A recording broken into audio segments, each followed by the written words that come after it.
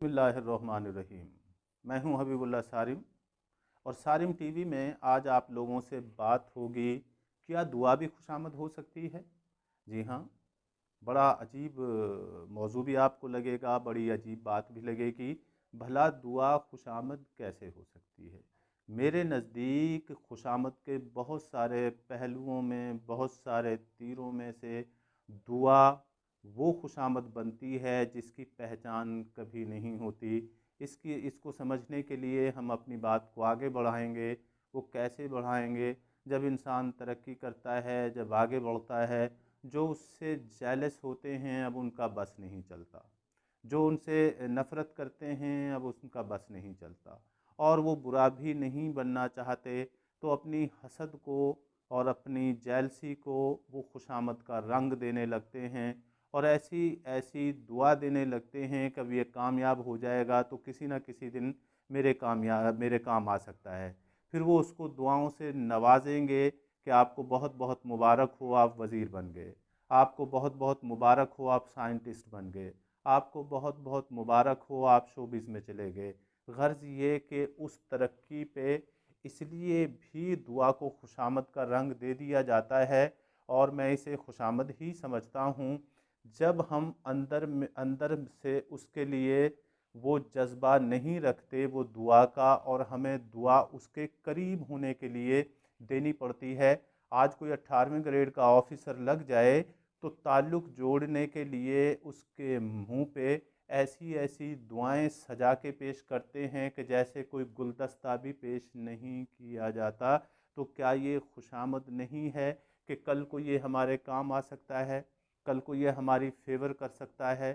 ہم اس تحفظ کی غرض سے میراثیوں کی طرح ان لوگوں کے سامنے دعا دیتے ہیں۔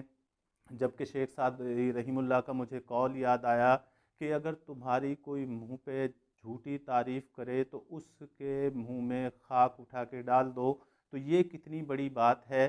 ہم تعریف جب سامنے کسی کی کرتے ہیں تو اس کا مطلب یہ ہے کہ اس کو ہم قریب کرنا چاہتے ہیں۔ اگر کسی غریب کے ہاں ٹیلنٹ ہے تو ہم اس کی تعریف کیوں نہیں کرتے، اس کے ساتھ ہم جا کے دعا کیوں نہیں دیتے، بلکہ ہم تو اس کے عیب تلاش کرنے لگتے ہیں۔ بھلا وہ خاک پڑھا لکھا آدمی ہے، وہ تو اس کے تو گھر بار نہیں ہے۔ بھلا گھر بار نہ ہونے سے اس کے پڑھے لکھے ہونے کو کیا تعلق ہے؟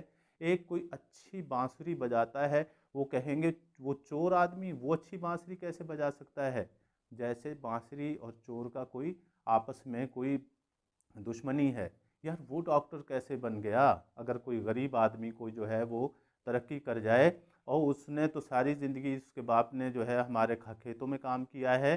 غرض یہ کہ جیسے جب کوئی چھوٹا آدمی ترقی کرتا ہے تو ہم اپنی تنقید اور اس پہ زہر افشانی شروع کر دیتے ہیں، لیکن جیسے ہی آدمی کلک کرتا ہے تو اس سے مفاد اٹھانے کے لیے ہم دعاؤں کی شکل میں اس کے قریب ہونے کی کوشش کرتے ہیں، اور بعد میں ہم اس کی برائی کرتے ہیں، بعد میں ہم اس کے کردار کے پیچھے پڑ جاتے ہیں۔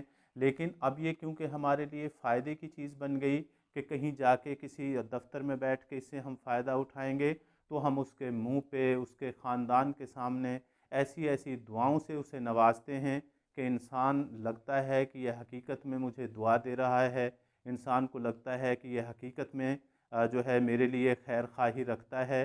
حالانکہ ایسا مجھے نہیں لگتا۔